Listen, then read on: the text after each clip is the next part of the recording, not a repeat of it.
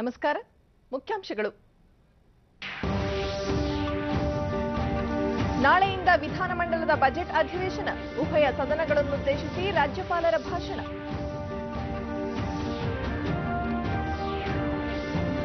ದೇಶದೆಲ್ಲೆಡೆ ಮೋದಿ ಅಲೆ. ಮುಂಬರುವ ಲೋಕಸಭಾ ಚುನಾವಣೆಯಲ್ಲಿ ಬಿಜೆಪಿಗೆ 280ಕ್ಕೂ ಹೆಚ್ಚು ಸ್ಥಾನ.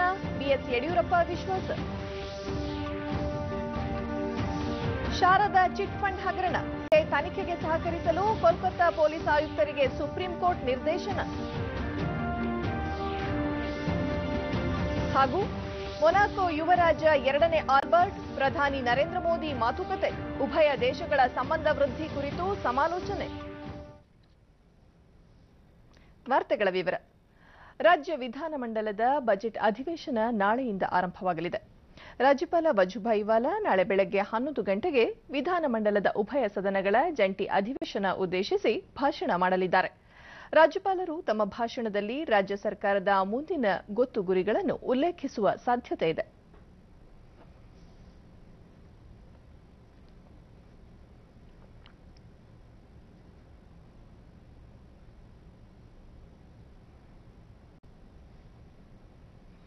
ಹಣಕಾಸು ಖಾತೆ ಹೊಂದಿರುವ ಮುಖ್ಯಮಂತ್ರಿ ಎಚ್ಡಿ ಕುಮಾರಸ್ವಾಮಿ ಇದೇ 8ರಂದು ಜೆಡಿಎಸ್ ಕಾಂಗ್ರೆಸ್ ಸಮ್ಮಿಶ್ರ ಸರ್ಕಾರದ 2ನೇ ಹಾಗೂ 2019-20ನೇ ಸಾಲಿನ ಬಜೆಟ್ ಮಂಡಿಸಲಿದ್ದಾರೆ. ತಾವು ಮಂಡಿಸಲಿರುವ ಬಜೆಟ್ ಜನಪರ ಇರುತ್ತದೆಂದು ಈಗಾಗಲೇ ಅವರು ಹೇಳಿದ್ದಾರೆ. ಲೋಕಸಭಾ ಚುನಾವಣೆಯ ಹೊಸ್ತಿಲಲ್ಲಿ ರಾಜ್ಯ ಸರ್ಕಾರ 10 ಹಲವು ಜನಪರ ಘೋಷಣೆಗಳನ್ನು ಮಾಡುವ ನಿರೀಕ್ಷೆ ಇದೆ. ಮತ್ತೊಂದೆಡೆ ಪ್ರತಿಪಕ್ಷ ಬಿಜೆಪಿ ಸದಸ್ಯರು ಬರ ಪರಿಸ್ಥಿತಿ ನಿಭಾವಣೆ, ಕುಡಿಯುವ ನೀರು ಪೂರೈಕೆ, ಜಾನುವಾರುಗಳಿಗೆ ಮೇವು ಬ್ಯಾಂಕ್ ತೆರೆಯುವಲ್ಲಿ ವೈಫಲ್ಯ, ರೈತರ ಬೆಳೆ ಸಾಲ ಮನ್ನಾ ವಿಚಾರದಲ್ಲೂ ಸರ್ಕಾರ ಅನುಸರಿಸುತ್ತಿರುವ ವಿಳಂಬ ಧೋರಣೆ ಮತ್ತಿತರ ವಿಚಾರಗಳನ್ನು ಮುಂದಿಟ್ಟುಕೊಂಡು ಸರ್ಕಾರವನ್ನು ಇಕ್ಕಟ್ಟಿಗೆ ಸಿಲುಕಿಸಲು ಸಜ್ಜಾಗಿದ್ದಾರೆ. ದೇಶಾದ್ಯಂತ ಪ್ರಧಾನಿ ನರೇಂದ್ರ ಮೋದಿ ಅಲೆಯಿದ್ದು ಬಿಜೆಪಿ 280ಕ್ಕೂ ಹೆಚ್ಚು ಸ್ಥಾನಗಳನ್ನು ಗಳಿಸಿ ಮತ್ತೊಮ್ಮೆ ಅವರು ಪ್ರಧಾನಿಯಾಗುವುದನ್ನು ಯಾವುದೇ ಶಕ್ತಿ ತಡೆಯಲು ಸಾಧ್ಯವಿಲ್ಲ ಎಂದು ಬಿಜೆಪಿ ರಾಜ್ಯಾಧ್ಯಕ್ಷ ಬಿಎಸ್ ಯಡಿಯೂರಪ್ಪ ವಿಶ್ವಾಸ ವ್ಯಕ್ತಪಡಿಸಿದ್ದಾರೆ.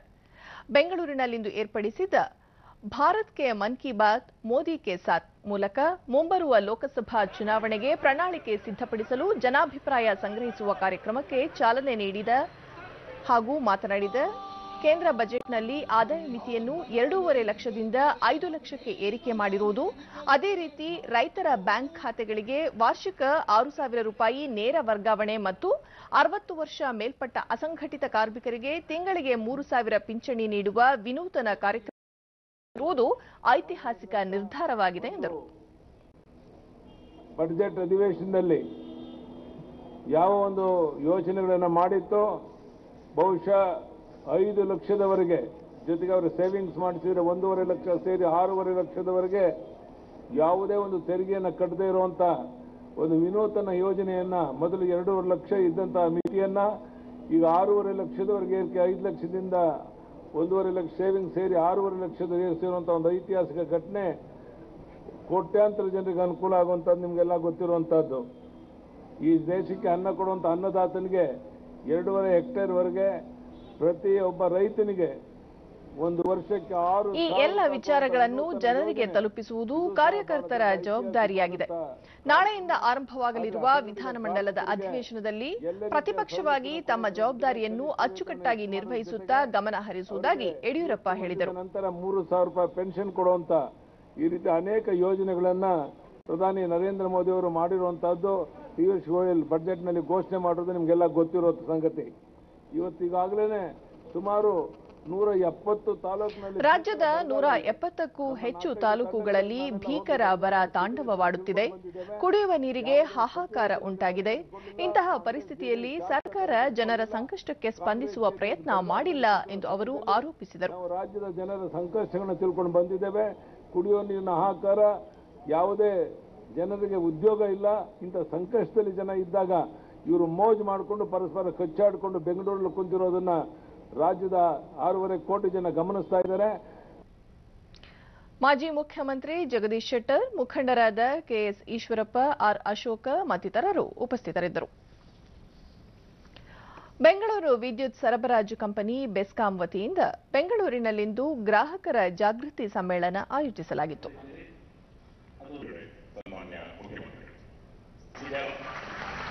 ಇದೇ ಸಂದರ್ಭದಲ್ಲಿ ಮುಖ್ಯಮಂತ್ರಿ ಎಚ್.ಡಿ. ಕುಮಾರಸ್ವಾಮಿ ಇ ಚಾರ್ಜಿಂಗ್ ಘಟಕದ ಲಾಂಛನ ಅನಾವರಣಗೊಳಿಸಿದರು.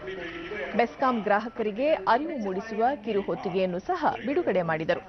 ಅಪರ ಮುಖ್ಯ ಕಾರ್ಯದರ್ಶಿ ರವಿಕುಮಾರ್ ಪಿ, ಬೆಸ್ಕಾಂ ವ್ಯವಸ್ಥಾಪಕ ನಿರ್ದೇಶಕಿ ಶಿಖರ್, ವಿಧಾನ ಪರಿಷತ್ ಸದಸ್ಯ ಭೋಜೇಗೌಡ ಮತ್ತಿತರರು ಉಪಸ್ಥಿತರಿದ್ದರು.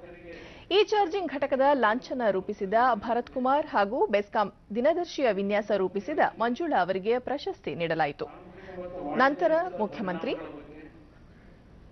ಬೆಸ್ಕಾಂ ಹೊಂದಿದ ಗ್ರಾಹಕರ ಸೇವೆಗೆ ಮಾಹಿತಿ ತಂತ್ರಜ್ಞಾನದ ಬಳಕೆ ಮತ್ತು ನೂತನ ಉಪಕ್ರಮಗಳ ಬಗ್ಗೆ ಮತ್ತು ವಿದ್ಯುತ್ ಸರಬರಾಜು ಕಂಪನಿಗಳಲ್ಲಿ ಜಾಗೃತ ದಳ ಪೊಲೀಸರ ಪಾತ್ರ ಮತ್ತು ಸವಾಲುಗಳು.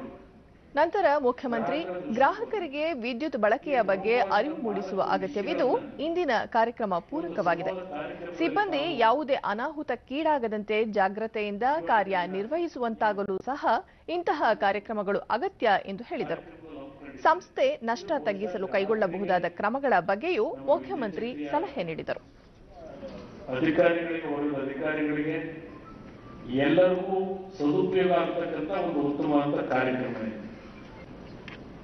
ಇವತ್ತು ನೀವು ಬೆಸ್ಕಾಂ 4,000 ಕೋಟಿ ಬಿಲ್ ಇಟ್ಕೊಂಡಿದ್ದೀರಿ, ಸಾಲ ನೀವು ಮಾಡಿರ್ತಕ್ಕಂಥ ಕಮಿಟ್ಮೆಂಟ್ ತೀರಿಸ್ಕೊಳ್ಳಿಕ್ಕೆ ಆಗದೇ ಇರ್ತಕ್ಕಂಥ ಪರಿಸ್ಥಿತಿ ಬಂದಿದ್ದೀರಿ. ಜೆಸ್ಕಾಂನಲ್ಲಿ ಬಹುಶಃ 700-800 ಕೋಟಿ ಪೆಂಡಿಂಗ್ ಬಿಲ್ಗಳು ಇಟ್ಕೊಂಡಿದ್ದೀರಿ. ನಾಡಿನ ಜನತೆ ಇದನ್ನು ತಿಳ್ಕೋಬೇಕಾಗ್ತದೆ. ಲೋಕಸಭೆಯಲ್ಲಿಂದು ಕಲಾಪ ಆರಂಭಗೊಳ್ಳುತ್ತಿದ್ದಂತೆಯೇ ಪಶ್ಚಿಮ ಬಂಗಾಳದ ಇತ್ತೀಚಿನ ಬೆಳವಣಿಗೆ ವಿಷಯವಾಗಿ ತೃಣಮೂಲ ಕಾಂಗ್ರೆಸ್ ಸದಸ್ಯರು ಗದ್ದಲ ಉಂಟು ಮಾಡಿದರು. ಕೃಷಿ ಮತ್ತು ರೈತರ ಅಭಿವೃದ್ಧಿ ಖಾತೆ ರಾಜ್ಯ ಸಚಿವ ಗಜೇಂದ್ರ ಸಿಂಗ್ ಶೆಖಾವತ್ ಅವರು ರಾಷ್ಟ್ರೀಯ ಕೃಷಿ ನೀತಿ ಕುರಿತು ಸದಸ್ಯರೊಬ್ಬರ ಪ್ರಶ್ನೆಗೆ ಉತ್ತರಿಸುತ್ತಿದ್ದಾಗ ತೃಣಮೂಲ ಕಾಂಗ್ರೆಸ್ ಸದಸ್ಯರು ಸದನದ ಬಾವಿಗೆ ತೆರಳಿ ಪ್ರತಿಭಟನೆಗೆ ಮುಂದಾದರು.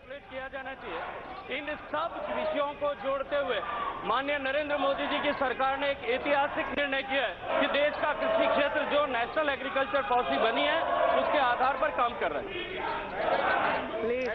ಸ್ಪೀಕರ್ ಸುಮಿತ್ರಾ ಮಹಾಜನ್, ಪಶ್ಚಿಮ ಬಂಗಾಳದಲ್ಲಿ ಬೃಹತ್ ಪ್ರಮಾಣದ ಹಗರಣವೊಂದಕ್ಕೆ ಸಂಬಂಧಿಸಿದಂತೆ ಸುಪ್ರೀಂ ಕೋರ್ಟ್ ಆದೇಶದ ಮೇರೆಗೆ ಸಿಬಿಐ ತನ್ನ ಕಾರ್ಯನಿರ್ವಹಿಸುತ್ತಿತ್ತು. ಇದಕ್ಕೆ ಅಡ್ಡಿಪಡಿಸಿದ ಪ್ರಕರಣ ಸದ್ಯ ಸುಪ್ರೀಂ ಕೋರ್ಟ್ನಲ್ಲಿ ವಿಚಾರಣೆಯಲ್ಲಿದ್ದು ಈ ಬಗ್ಗೆ ಸದನದಲ್ಲಿ ಗದ್ದಲ ಉಂಟು ಮಾಡುವುದು ಸರಿಯಲ್ಲ ಎಂದರು. ಪ್ರತಿ ಸಂಸ್ಥೆಗೂ ತನ್ನದೇ ಜವಾಬ್ದಾರಿಗಳಿವೆ. ಸಾಂವಿಧಾನಿಕ ಸಂಸ್ಥೆಗಳ ಮೇಲೆ ವಿಶ್ವಾಸವಿಡದೆ ರಾಜಕೀಯ ಕಾರಣದಿಂದ ಗದ್ದಲ ಉಂಟು ಮಾಡುವುದು ಸರಿಯಲ್ಲ ಎಂದ ಸ್ಪೀಕರ್ ಕಲಾಪಕ್ಕೆ ಅನುವು ಮಾಡಿಕೊಡುವಂತೆ ಸದಸ್ಯರನ್ನು ವಿನಂತಿಸಿದರು. ಆದರೂ ತೃಣಮೂಲ ಕಾಂಗ್ರೆಸ್ ಸದಸ್ಯರು ಗದ್ದಲ ಮುಂದುವರಿಸಿದಾಗ ಕಲಾಪವನ್ನು ಸ್ಪೀಕರ್ ಮಧ್ಯಾಹ್ನ 12 ಗಂಟೆಗೆ ಮುಂದೂಡಿದರು.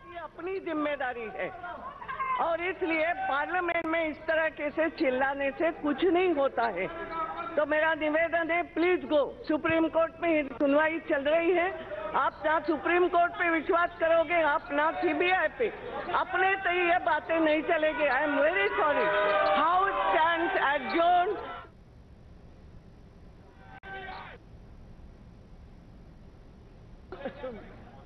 जी. ಬಳಿಕ ಸದನ ಸೇರಿದಾಗಲೂ ಗದ್ದಲ ಮುಂದುವರಿದಾಗ ಕಲಾಪವನ್ನು ಮಧ್ಯಾಹ್ನ 2 ಗಂಟೆಗೆ ಮುಂದೂಡಲಾಯಿತು. न भाग लें, उन्हें कल निश्चित रूप से अवसर प्राप्त होना चाहिए, लेकिन अन्य राजनीतिक पार्टियों के जो माननीय सदस्य अपने विचार व्यक्त ಪ್ರಸಕ್ತ ಸಾಲಿನ ಅತ್ಯುನ್ನತ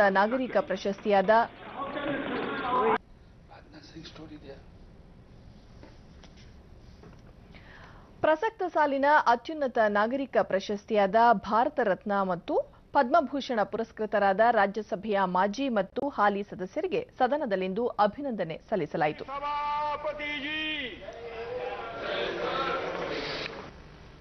As you all might be aware, Sri Pranab Mukherjee and late Sri Nanaji Deshmukh, former members of this House, has been chosen for the Bharat Ratna Award for their distinguished service in the field of public affairs. ಕಲಾಪ ಆರಂಭಗೊಳ್ಳುತ್ತಿದ್ದಂತೆಯೇ ಸಭಾಪತಿ M Venkaiah Naidu Bharat Ratna ಪುರಸ್ಕೃತರಾದ ಮಾಜಿ ರಾಷ್ಟ್ರಪತಿ ಪ್ರಣಬ್ ಮುಖರ್ಜಿ ಮತ್ತು ದಿವಂಗತ ನಾನಾಜಿ ದೇಶ್ಮುಖ್ ಅವರ ಸೇವೆಯನ್ನು ಸ್ಮರಿಸಿದರು. ಪದ್ಮಭೂಷಣ ಪುರಸ್ಕೃತ ಮಾಜಿ ಸದಸ್ಯರಾದ ಕುಲ್ದೀಪ್ ನಯ್ಯರ್, ಹುಕುಂದೇವ್ ನಾರಾಯಣ್ ಯಾದವ್ ಮತ್ತು ಹಾಲಿ ಸದಸ್ಯ ಸರ್ದಾರ್ ಸುಖದೇವ್ ಸಿಂಗ್ ಧೀಂಡ್ಸಾ ಅವರ ಸಾಧನೆಯನ್ನು ಕೊಂಡಾಡಿ ಅಭಿನಂದಿಸಿದರು. For this House that 4 of our former members, Sri Nair also served as the India's High Commissioner to the United Kingdoms in 1990. Sri Kuldeep Nair was a nominated member of this House from August 97 to August 2003. Sri Hukumdev Narayan Yadav started his legislative career as a member of the Bihar Legislative Assembly in the year 1967 and is presently sitting member of the 16th Lok Sabha. Papers to be laid on the table. Sri Sripad Yasho Naik.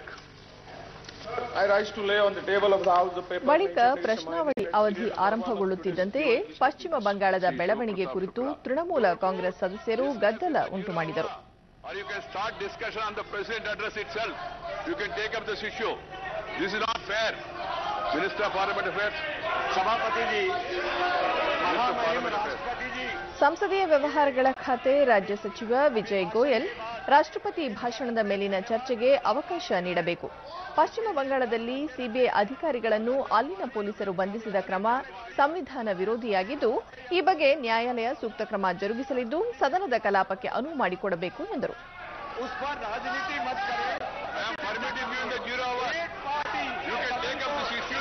ಸಭಾಪತಿ M Venkaiah Naidu ಪಶ್ಚಿಮ ಬಂಗಾಳ ಬೆಳವಣಿಗೆ ಕುರಿತು ಶೂನ್ಯ ವೇಳೆಯಲ್ಲಿ ಚರ್ಚೆಗೆ ಅವಕಾಶ ನೀಡಲಾಗುವುದು, ಆದರೆ ಪ್ರಶ್ನಾವಳಿ ಅವಧಿಗೆ ಅಡ್ಡಿ ಮಾಡಬಾರದು ಎಂದು ಕೋರಿದರು.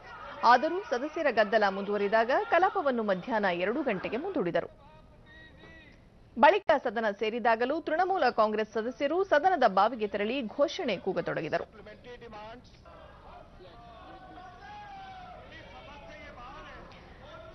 ಸಂಸದೀಯ ವ್ಯವಹಾರಗಳ ಖಾತೆ ರಾಜ್ಯ ಸಚಿವ ವಿಜಯ್ ಗೋಯಲ್ ಸಿಬಿಐ ಪ್ರಕರಣ ಕುರಿತು ಸುಪ್ರೀಂ ಕೋರ್ಟ್ ಸ್ಪಷ್ಟ ಆದೇಶ ನೀಡಿದ್ದರೂ ಕಲಾಪಕ್ಕೆ ಅಡ್ಡಿ ಉಂಟು ಮಾಡುವುದು ಸರಿಯಲ್ಲ ಎಂದರು.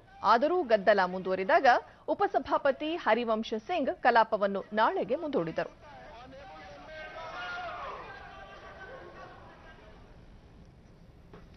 ಪಶ್ಚಿಮ ಬಂಗಾಳದ ಶಾರದಾ ಚಿಟ್ ಫಂಡ್ ಹಗರಣಕ್ಕೆ ಸಂಬಂಧಿಸಿದಂತೆ ಆರೋಪಿ ಕೋಲ್ಕತ್ತಾ ಪೊಲೀಸ್ ಆಯುಕ್ತ ರಾಜೀವ್ ಕುಮಾರ್ ಅವರಿಗೆ ಶಿಲಾಂಗ್ನ ಕೇಂದ್ರೀಯ ತನಿಖಾ ಮಂಡಳಿ ಸಿಬಿಐ ಎದುರು ವೈಯಕ್ತಿಕವಾಗಿ ಹಾಜರಾಗುವಂತೆ ಹಾಗೂ ತನಿಖೆಗೆ ವಿಶ್ವಾಸದಿಂದ ಸಹಕರಿಸುವಂತೆ ಸುಪ್ರೀಂ ಕೋರ್ಟ್ ನಿರ್ದೇಶನ ನೀಡಿದೆ. ಹಗರಣ ಕುರಿತು ರಾಜೀವ್ ಕುಮಾರ್ ಅವರ ವಿಚಾರಣೆಗಾಗಿ ಇತ್ತೀಚೆಗೆ ಸಿಬಿಐ ಅಧಿಕಾರಿಗಳು ಕೋಲ್ಕತ್ತಾದಲ್ಲಿನ ಅವರ ನಿವಾಸಕ್ಕೆ ತೆರಳಿದ್ದಾಗ ತನಿಖೆಗೆ ಅಡ್ಡಿಪಡಿಸಿ ಸಿಬಿಐ ಅಧಿಕಾರಿಗಳನ್ನು ಬಂಧಿಸಿದ್ದ ಕ್ರಮದ ವಿರುದ್ಧ ಸುಪ್ರೀಂ ಕೋರ್ಟ್ನಲ್ಲಿ ನಿನ್ನೆ ದೂರು ದಾಖಲಾಗಿತ್ತು. ಈ ಕುರಿತು ಇಂದು ವಿಚಾರಣೆ ನಡೆಸಿದ ಮುಖ್ಯ ನ್ಯಾಯಮೂರ್ತಿ ರಂಜನ್ ಗೊಗೊಯ್ ನೇತೃತ್ವದ ತ್ರಿಸದಸ್ಯ ಪೀಠ ನ್ಯಾಯಾಂಗ ನಿಂದನೆ ಕುರಿತು ಪಶ್ಚಿಮ ಬಂಗಾಳ ಮುಖ್ಯ ಕಾರ್ಯದರ್ಶಿ, ಪೊಲೀಸ್ ಮಹಾನಿರ್ದೇಶಕ ಹಾಗೂ ಕೋಲ್ಕತ್ತಾ ಪೊಲೀಸ್ ಆಯುಕ್ತರಿಗೆ ಇದೇ 18ರೊಳಗೆ ಪ್ರತಿಕ್ರಿಯೆ ನೀಡುವಂತೆ ನೋಟಿಸ್ ಜಾರಿ ಮಾಡಿದೆ. ಪ್ರಕರಣ ಕುರಿತಂತೆ ರಾಜೀವ್ ಕುಮಾರ್ ಅವರನ್ನು ಬಂಧಿಸುವಂತಹ ಕ್ರಮ ತೆಗೆದುಕೊಳ್ಳುವುದು ಬೇಡ ಎಂದು ಸುಪ್ರೀಂ ಕೋರ್ಟ್ ಸೂಚಿಸಿದ್ದು, ಮುಂದಿನ ವಿಚಾರಣೆಯನ್ನು ಇದೇ 20ಕ್ಕೆ ಮುಂದೂಡಿದೆ.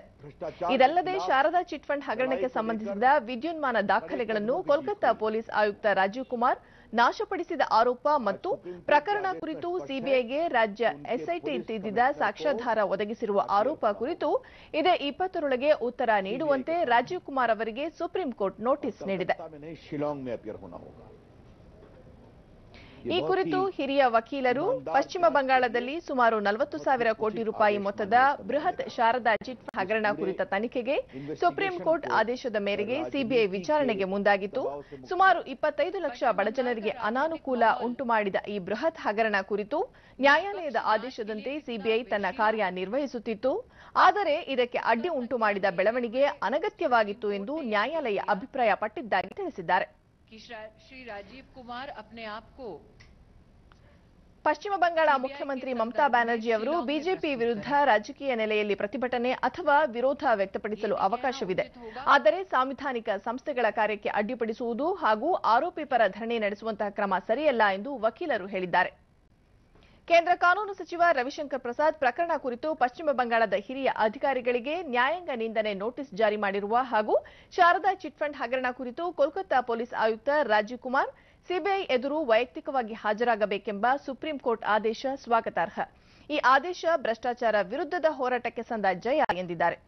ಪಶ್ಚಿಮ ಬಂಗಾಳದ ಬದಲಿಗೆ ಮೇಘಾಲಯದ ಶಿಲಾಂಗ್ನಲ್ಲಿ ಸಿಬಿಐ ಎದುರು ಹಾಜರಾಗುವಂತೆ ರಾಜೀವ್ ಕುಮಾರ್ ಅವರಿಗೆ ನ್ಯಾಯಾಲಯ ನಿರ್ದೇಶನ ನೀಡಿರುವುದು ಪ್ರಕರಣವನ್ನು ರಾಜಕೀಯದಿಂದ ಮುಕ್ತಗೊಳಿಸಿದಂತಾಗಿದೆ. ಇದು ನ್ಯಾಯಕ್ಕೆ ಸಂದ ಜಯವಾಗಿದೆ ಎಂದು ಅವರು ಹೇಳಿದ್ದಾರೆ. ಕೇಂದ್ರ ಜವಳಿ ಸಚಿವೆ ಮತ್ತು ಬಿಜೆಪಿ ನಾಯಕಿ ಸ್ಮೃತಿ ಇರಾನಿ ದೆಹಲಿಯಲ್ಲಿಂದು ಸುದ್ದಿಗೋಷ್ಠಿಯಲ್ಲಿ ಮಾತನಾಡಿ, ಕಳೆದ 2 ದಿನಗಳಿಂದ ಮುಖ್ಯಮಂತ್ರಿ ಮಮತಾ ಬ್ಯಾನರ್ಜಿ ಅವರು ನಡೆಸುತ್ತಿದ್ದ ರಾಜಕೀಯ ನಾಟಕಕ್ಕೆ ಸುಪ್ರೀಂ ಕೋರ್ಟ್ ಆದೇಶ ತೆರೆ ಎಳೆದಿದೆ ಎಂದಿದ್ದಾರೆ. ಸುಪ್ರೀಂ ಕೋರ್ಟ್ ಆದೇಶ ಅನುಸಾರ ತನಿಖೆಗೆ ಮುಂದಾಗಿದ್ದ ಸಿಬಿಐ ಅಧಿಕಾರಿಗಳ ಮೇಲೆ ಹಲ್ಲೆ ಹಾಗೂ ಬಂಧನ ನಡೆಸುವ ಮೂಲಕ ಪಶ್ಚಿಮ ಬಂಗಾಳದಲ್ಲಿ ತೃಣಮೂಲ ಸರ್ಕಾರ ಅರಾಜಕತೆ ಸೃಷ್ಟಿಸಿ ಕಾನೂನು ಸುವ್ಯವಸ್ಥೆಗೆ ಧಕ್ಕೆ ಉಂಟು ಮಾಡುತ್ತಿದೆ. ಈ ಹಿನ್ನೆಲೆಯಲ್ಲಿ ಸುಪ್ರೀಂ ಕೋರ್ಟ್ ಇಂದು ನೀಡಿರುವ ಆದೇಶ ಸ್ವಾಗತಾರ್ಹ ಎಂದಿದ್ದಾರೆ. जो सीबीआई के पास टेलीफोन कंपनीज द्वारा प्राप्त हुई थी उनमें और जो सबूत पश्चिम बंगाल की पुलिस ने प्रस्तुत किया उनमें अंतर था. ತಮ್ಮ ಮೇಲಿನ ಆರೋಪ ಮುಚ್ಚಿ ಹಾಕಿಕೊಳ್ಳಲು ಪಶ್ಚಿಮ ಬಂಗಾಳ ಮುಖ್ಯಮಂತ್ರಿ ಮಮತಾ ಬ್ಯಾನರ್ಜಿ ಒಕ್ಕೂಟ ವ್ಯವಸ್ಥೆಗೆ ಧಕ್ಕೆ ತರುವ ರೀತಿಯಲ್ಲಿ ನಡೆದುಕೊಳ್ಳುತ್ತಿದ್ದಾರೆ ಎಂದು ಕೇಂದ್ರ ಸಚಿವ ಅರುಣ್ ಜೇಟ್ಲಿ ಟೀಕಿಸಿದ್ದಾರೆ. ಅವರು ತಮ್ಮ ಸರಣಿ ಟ್ವೀಟ್ಗಳಲ್ಲಿ ಮಮತಾ ಬ್ಯಾನರ್ಜಿ ಕಳ್ಳ ನಾಟಕ ಆಡುತ್ತಿದ್ದಾರೆ, ಅವರ ಸರ್ಕಾರದ ಭ್ರಷ್ಟರನ್ನು ರಕ್ಷಿಸಿಕೊಳ್ಳಲು ಸಿಬಿಐ ತನಿಖೆಗೆ ಅಡ್ಡಿಪಡಿಸುತ್ತಿದ್ದಾರೆ, ಇದು ಒಕ್ಕೂಟ ವ್ಯವಸ್ಥೆ ಮೇಲೆ ರಾಜ್ಯ ಸರ್ಕಾರ ನಡೆಸುತ್ತಿರುವ ದಾಳಿಯಾಗಿದೆ ಎಂದು ಹೇಳಿದ್ದಾರೆ. ಇಂತಹ ಪ್ರತಿಪಕ್ಷಗಳ ನಾಯಕರು ದೇಶಕ್ಕೆ ಎಂತಹ ಸರ್ಕಾರ ನೀಡಬಲ್ಲರು ಎಂದು ಪ್ರಶ್ನಿಸಿರುವ ಅವರು, ಅಲ್ಪಾವಧಿಯ ಆದರ್ಶವಿಲ್ಲದ ಪ್ರತಿಪಕ್ಷಗಳ ಒಕ್ಕೂಟ ಭಾರತಕ್ಕೆ ಶಾಪವಾಗಲಿದೆ.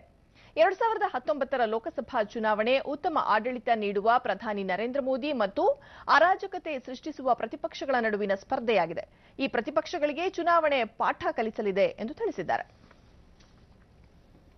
ಪೆಟ್ರೋಲಿಯಂ ಮತ್ತು ನೈಸರ್ಗಿಕ ಅನಿಲ ಸಚಿವ ಧರ್ಮೇಂದ್ರ ಪ್ರಧಾನ್ ದೆಹಲಿಯಲ್ಲಿಂದು ಏಷ್ಯಾ ಎಲ್ಪಿಜಿ ಶೃಂಗಸಭೆಯನ್ನು ಉದ್ಘಾಟಿಸಿದರು.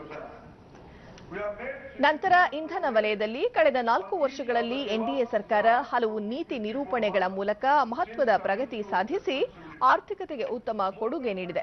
ಪ್ರಧಾನಮಂತ್ರಿ ಉಜ್ವಲ ಯೋಜನೆ, ಸೌಭಾಗ್ಯ ಯೋಜನೆ ಮತ್ತು ಸ್ವಚ್ಛ ಭಾರತ ಯೋಜನೆಯಡಿ ಗ್ರಾಮೀಣ ಪ್ರದೇಶಗಳ ಸ್ಥಿತಿಗತಿ ಸುಧಾರಣೆ ಮಾಡಲಾಗಿದೆ ಎಂದರು. ಪ್ರಧಾನಮಂತ್ರಿ ನರೇಂದ್ರ ಮೋದಿಯವರು 2016ರ ಮೇ ತಿಂಗಳಲ್ಲಿ ಉಜ್ವಲ ಯೋಜನೆಗೆ ಚಾಲನೆ ನೀಡಿದ್ದರು.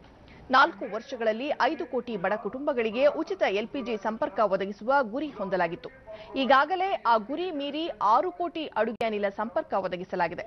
2020ರ ವೇಳೆಗೆ 8 ಕೋಟಿ ಕುಟುಂಬಗಳಿಗೆ ಎಲ್ಪಿಜಿ ಸೌಲಭ್ಯವನ್ನು ಒದಗಿಸುವ ಗುರಿ ಹೊಂದಲಾಗಿದೆ ಎಂದು ಹೇಳಿದರು. ಉಜ್ವಲ ಯೋಜನೆಯಿಂದ ಗ್ರಾಮೀಣ ಭಾಗದ ಮಹಿಳೆಯರ ಆರೋಗ್ಯದ ಸ್ವಾಸ್ಥ್ಯ ಕಾಪಾಡಿಕೊಳ್ಳಲು ಸಹಕಾರಿಯಾಗಿದೆ, ಪರಿಸರ ಸಮತೋಲನ ಕಾಯ್ದುಕೊಳ್ಳಲು ಸಹ ನೆರವಾಗಿದೆ ಎಂದು ತಿಳಿಸಿದರು. disadvantaged section of the society having no LPG connections. This experience has given us confidence to expand Ujjwala.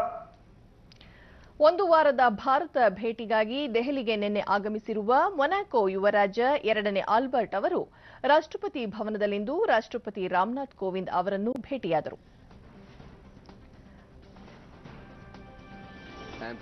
Bharat Monaco ಸಹಕಾರ ಬಲವರ್ಧನೆ ಕುರಿತು ಸಮಾಲೋಚನೆ ನಡೆಸಿದರು. ಬಳಿಕ ಪ್ರಧಾನಿ ನರೇಂದ್ರ ಮೋದಿ ಅವರನ್ನು ಭೇಟಿಯಾದ ಆಲ್ಬರ್ಟ್ ಪರ್ಯಾಯ ಇಂಧನ, ಹವಾಮಾನ ಬದಲಾವಣೆ, ರಕ್ಷಣೆ ಮುಂತಾದ ವಲಯಗಳಲ್ಲಿ ಎರಡೂ ದೇಶಗಳ ನಡುವೆ ಸಹಕಾರ ಬಲವರ್ಧನೆ ಕುರಿತು ಚರ್ಚಿಸಿದರು.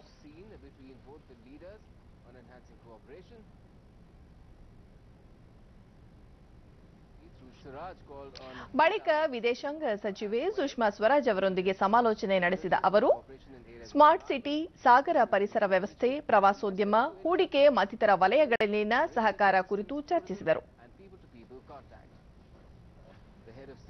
ಬಳಿಕ ರಾಜ್ಘಾಟ್ನಲ್ಲಿರುವ ಮಹಾತ್ಮ ಗಾಂಧೀಜಿ ಸ್ಮಾರಕಕ್ಕೆ ಪುಷ್ಪ ನಮನ ಸಲ್ಲಿಸಿದರು.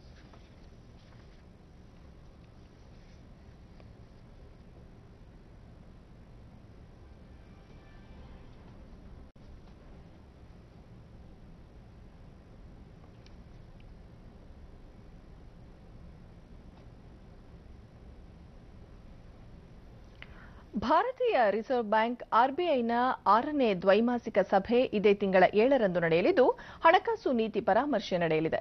ಇದು ಈ ವರ್ಷದ ಪ್ರಥಮ ಹಾಗೂ ನೂತನ ಗವರ್ನರ್ ಶಕ್ತಿಕಾಂತ್ ದಾಸ್ ಅಧ್ಯಕ್ಷತೆಯಲ್ಲಿ ನಡೆಯುತ್ತಿರುವ ಮೊದಲ ದ್ವೈಮಾಸಿಕ ಸಭೆಯಾಗಿದೆ. ಚಿಲ್ಲರೆ ಹಣದುಬ್ಬರ ಕಳೆದ 18 ತಿಂಗಳಲ್ಲೇ ಅತಿ ಕಡಿಮೆ (2.19% ಹಾಗೂ ಸಗಟು ಬೆಲೆ ಸೂಚಿ ಕಳೆದ 8 ತಿಂಗಳಲ್ಲೇ ಕನಿಷ್ಠ (3.8% ಇಳಿದಿರುವ ಸಂದರ್ಭದಲ್ಲಿ ಆರ್ಬಿಐ ಬಡ್ಡಿದರ ನಿಗದಿ ಕುರಿತು ಮಾರುಕಟ್ಟೆ ವಲಯದಲ್ಲಿ ಚರ್ಚಿಸಲಾಗುತ್ತಿದೆ. ಕಳೆದ ಡಿಸೆಂಬರ್ನಲ್ಲಿ ನಡೆದ 5ನೇ ದ್ವೈಮಾಸಿಕ ಸಭೆಯಲ್ಲಿ ಬಡ್ಡಿದರ ಯಥಾಸ್ಥಿತಿ ಕಾಯ್ದುಕೊಳ್ಳಲಾಗಿತ್ತು.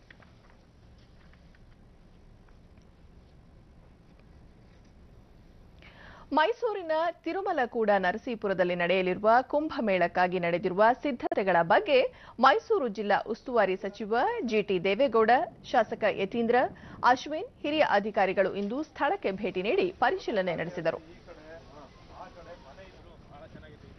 ನಂತರ ಜಿಟಿ ದೇವೇಗೌಡ ಉತ್ತರ ಭಾರತದ ಕುಂಭಮೇಳದಂತೆಯೇ ದಕ್ಷಿಣ ಭಾರತದ ಕಾವೇರಿ, ಕಬಿನಿ ಮತ್ತು ಸ್ಫಟಿಕ ಸರೋವರದ ಸಂಗಮ ಸ್ಥಾನದಲ್ಲಿ ನಡೆಯುವ ಕುಂಭಮೇಳಕ್ಕೆ ಲಕ್ಷಾಂತರ ಭಕ್ತರು ಆಗಮಿಸುವ ನಿರೀಕ್ಷೆ ಇದ್ದು, ಅಗತ್ಯ ಸಿದ್ಧತೆ ಕೈಗೊಳ್ಳುವಂತೆ ಸಂಬಂಧಪಟ್ಟ ಇಲಾಖೆಗಳ ಸಚಿವರಿಗೆ ಸೂಚಿಸಿರುವುದಾಗಿ ತಿಳಿಸಿದರು.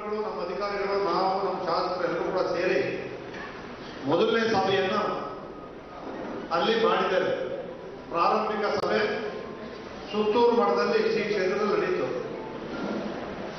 ಎರಡನೇ ಸಭೆ ಮುಖ್ಯಮಂತ್ರಿಗಳೇ ಆಗಮಿಸಬೇಕಾಗಿತ್ತು.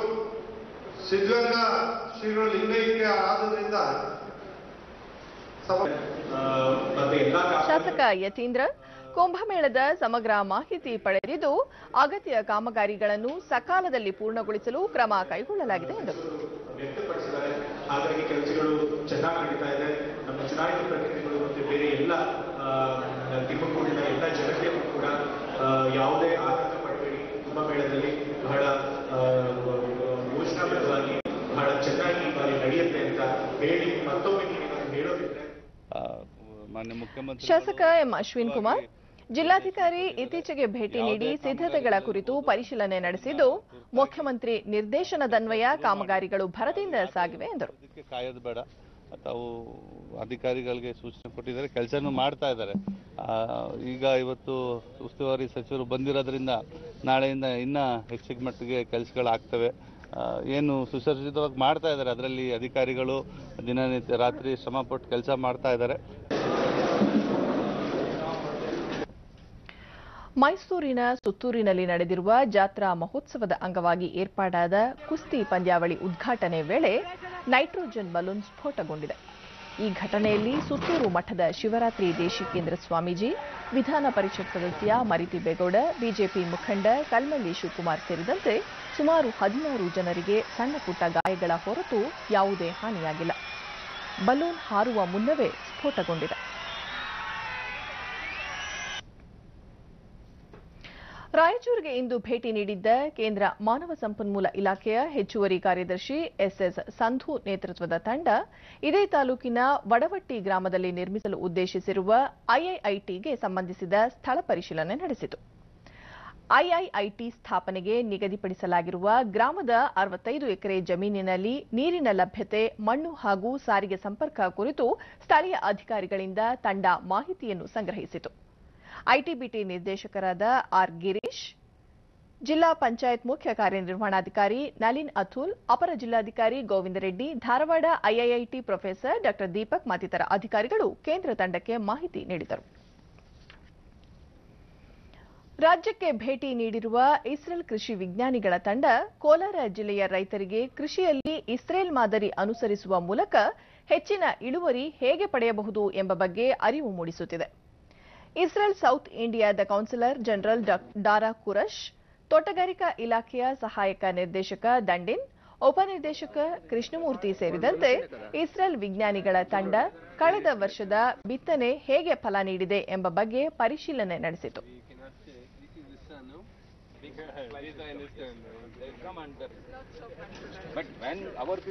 ಡಿಡಿ ನ್ಯೂಸ್ನೊಂದಿಗೆ ದಂಡಿನ್, ಮಾವಿನ ಗಿಡಗಳ ನಡುವಿನ ಅಂತರ, ಸವರಿಕೆ ನಿರ್ವಹಣೆ ಅಂದರೆ ಕೆನೋಪಿ ಮ್ಯಾನೇಜ್ಮೆಂಟ್ ಮೂಲಕ ಇಳುವರಿ ಹೆಚ್ಚಿಸುವ ಬಗ್ಗೆ ಇಸ್ರೇಲ್ ತಂಡ ಸಲಹೆ ನೀಡಿದೆ ಎಂದು ವಿವರಿಸಿದರು. ಕೃಷ್ಣಮೂರ್ತಿ, ಆಧುನಿಕ ತಂತ್ರಜ್ಞಾನ ಅಳವಡಿಕೆ ಮೂಲಕ ಇಳುವರಿ ಹೆಚ್ಚಿಸಿ ರೈತರು ತಮ್ಮ ಆರ್ಥಿಕತೆ ಉತ್ತಮಪಡಿಸಿಕೊಳ್ಳಲು ಇಸ್ರೇಲ್ ಕೃಷಿ ಮಾದರಿ ಅಳವಡಿಸುವ ಬಗ್ಗೆ ಅಲ್ಲಿನ ವಿಜ್ಞಾನಿಗಳ ತಂಡ ಮಾಹಿತಿ ನೀಡಿದೆ ಎಂದರು. ಕೊಟ್ಟಿದ್ವಿ. ಆ ತರಬೇತಿಯನ್ನು ಆಧರಿಸಿ ನಾವು ಈಗ ಸುಮಾರು ಒಂದು 350 ಹೆಕ್ಟೇರ್ ಪ್ರದೇಶದಲ್ಲಿ ಈ ಕೆನೋಪಿ ಮ್ಯಾನೇಜ್ಮೆಂಟ್ ಅಂದರೆ ಗಿಡಗಳ ಸವರಿಕೆ ಅನ್ನ ನಾವು ರೈತರಿಗೆ ತೋರಿಸ್ಕೊಟ್ಟಿದ್ವಿ. ಅದರಿಂದ ಹೆಚ್ಚಿನ ಒಂದು ಈ ಒಂದು ಸೀಸನ್ ಋತುಮಾನದಲ್ಲಿ ಒಳ್ಳೆ ಹೂ ಬಿಟ್ಟು ಕಾಯಿ ಬಿಡುವಂತ ಒಂದು ಪರಿಸ್ಥಿತಿ. ರೈತನ ಒಂದು ಆರ್ಥಿಕತೆ ಇಂಪ್ರೂವ್ ಮಾಡೋದಕ್ಕೆ ಸ್ಥಳೀಯ ರೈತ ಬಲೆ ಹಾಕುವ ಮೂಲಕ ಬೆಳೆ ರಕ್ಷಣೆಗೆ ಅಗತ್ಯ ಕ್ರಮ ಕೈಗೊಳ್ಳುವಂತೆ ತಜ್ಞರ ತಂಡ ಸಲಹೆ ನೀಡಿದ್ದು, ಇದನ್ನು ಅಳವಡಿಸುವತ್ತ ಗಮನ ಹರಿಸಲಾಗುವುದು ಎಂದರು. ಗಣರಾಜ್ಯೋತ್ಸವ ಸಂದರ್ಭದಲ್ಲಿ ಅಪ್ರತಿಮ ಸಾಧನೆಗೈದ ಮಕ್ಕಳಿಗೆ ನೀಡಲಾಗುವ ಪ್ರಧಾನಮಂತ್ರಿ ಬಾಲಶಕ್ತಿ ಪುರಸ್ಕಾರ್ಗೆ ಪಾತ್ರರಾದ ಸಾಧಕರ ಪೈಕಿ ರಾಜ್ಯದ ವಿನಾಯಕ್ ಎಂ ಸೇರಿದ್ದಾರೆ. ಪ್ರಶಸ್ತಿ 1 ಲಕ್ಷ ರೂಪಾಯಿ ನಗದು, 10,000 ರೂಪಾಯಿ ಮೌಲ್ಯದ ಪುಸ್ತಕ ಓಚರ್, ಚಿನ್ನದ ಪದಕ, ಪ್ರಶಸ್ತಿ ಪತ್ರ ಒಳಗೊಂಡಿದೆ. ಅನೇಕ ವಲಯದಲ್ಲಿ ನೈಪುಣ್ಯತೆ ಸಾಧಿಸಿರುವ 10ನೇ ತರಗತಿ ವಿನಾಯಕಗೆ ಕಲೆ ಮತ್ತು ಸಂಸ್ಕೃತಿ ವಿಭಾಗದಲ್ಲಿ ಈ ಪ್ರಶಸ್ತಿ ದೊರೆತಿದೆ. ಹಿಂದೂಸ್ತಾನಿ ಶಾಸ್ತ್ರೀಯ ಸಂಗೀತ ಕ್ಷೇತ್ರದಲ್ಲಿ ಅಮೋಘ ಸಾಧನೆ ಮಾಡಿರುವ ಈ ಬಾಲಕ ತಬಲಾ ಸೇರಿದಂತೆ ಸಂಗೀತಕ್ಕೆ ಪೂರಕ ಕ್ಷೇತ್ರಗಳ ಕಲಿಕೆಯಲ್ಲೂ 12 ವರ್ಷಗಳಿಂದ ತೊಡಗಿದ್ದಾರೆ. 22 ಜನವರಿಯಲ್ಲಿ ಡಿಡಿ ನ್ಯೂಸ್ನೊಂದಿಗೆ ವಿನಾಯಕ್ ರಾಷ್ಟ್ರಪತಿ ಭವನದಲ್ಲಿ ನಡೆದ ಸಮಾರಂಭ ಹಾಗೂ ಗಣರಾಜ್ಯ ಪರೇಡ್ನಲ್ಲಿ ಭಾಗವಹಿಸಿದ್ದು ವಿಶಿಷ್ಟ ಅನುಭವ ನೀಡಿತು ಎಂದು ಸಂತಸ. ತುಂಬಾ ಚೆನ್ನಾಗಿ ಎಲ್ಲ ಮಕ್ಕಳನ್ನು ಮಾತಾಡಿಸಿದ್ರು ಹಾಗೂ ಎಲ್ಲರಿಗೂ ತುಂಬಾ ಸ್ಪೆಷಲ್ ಮೆಸೇಜ್ ಕೊಟ್ಟರು ಹಾಗೂ ಕಂಗ್ರಾಚುಲೇಟ್ ಮಾಡಿದ್ರು. ಗುರುಗಳ ಆಶೀರ್ವಾದ. ತಾಯಿ ನಾಗವೇಣಿ ಮಂಜುನಾಥ್ ಹಿಂದೂಸ್ತಾನಿ ಸಂಗೀತ, ತಬಲಾ, ಮಕ್ಕಳಿಗಾಗಿ ಯಶೋ ಕವಿತೆ ಬರವಣಿಗೆ ಮೊದಲಾದವು ತಮ್ಮ ಮಗನ ವಿಶಿಷ್ಟ ಪ್ರತಿಭೆ. ಮಕ್ಕಳ ಸಂತಸದಲ್ಲಿ ಭಾಗಿಯಾಗಿದ್ದು ಮರೆಯಲಾರದ ಅನುಭವ ಎಂದು ಹರ್ಷ ವ್ಯಕ್ತಪಡಿಸಿದರು. ಗಂಗಾಧರ್ ಅವರು, ಪಂಡಿತ್ ಶ್ರೀಕಾಂತ್ ದೇವಿಪುರ ಅವರಾಗಲಿ, ಜಗದೀಶ್ ಸರ್ ಆಗಲಿ ಯಾವಾಗಲೂ ಸದಾ ತುಂಬಾ ಎನ್ಕರೇಜ್ ಮಾಡಿ ಇವತ್ತಿನ ಲೆವೆಲ್ಗೆ ಬರೋಕ್ಕೆ ಕಾರಣ ಆಗಿದ್ದಾರೆ.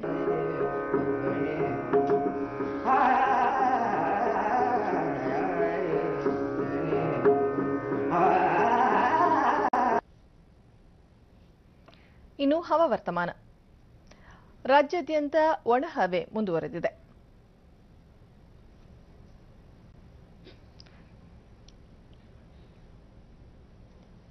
ಧಾರವಾಡದಲ್ಲಿ ಕನಿಷ್ಠ ತಾಪಮಾನ 14 ಡಿಗ್ರಿ ಸೆಲ್ಸಿಯಸ್ ದಾಖಲಾಗಿದೆ. ಮುನ್ಸೂಚನೆಯಂತೆ ಮುಂದಿನ 24 ಗಂಟೆಗಳಲ್ಲಿ ರಾಜ್ಯಾದ್ಯಂತ ಒಣಹವೆ ಮುಂದುವರಿಯುವ ಸಾಧ್ಯತೆ.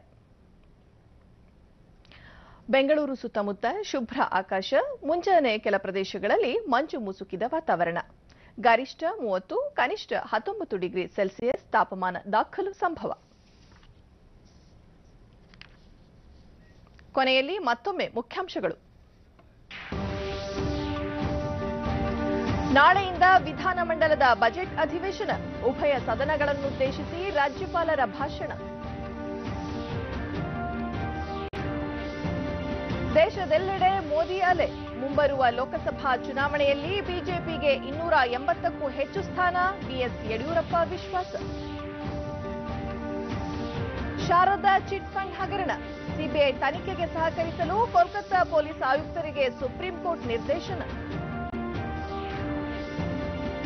ಹಾಗೂ ಮೊನಾಕೋ ಯುವರಾಜ 2ನೇ ಆಲ್ಬರ್ಟ್, ಪ್ರಧಾನಿ ನರೇಂದ್ರ ಮೋದಿ ಮಾತುಕತೆ, ಉಭಯ ದೇಶಗಳ ಸಂಬಂಧ ವೃದ್ಧಿ ಕುರಿತು ಸಮಾಲೋಚನೆ. ನಮ್ಮ ಮುಂದಿನ ವಾರ್ತಾ ಪ್ರಸಾರ ರಾತ್ರಿ 9 ಗಂಟೆಗೆ ಚಂದನದಲ್ಲಿ. ನಮಸ್ಕಾರ.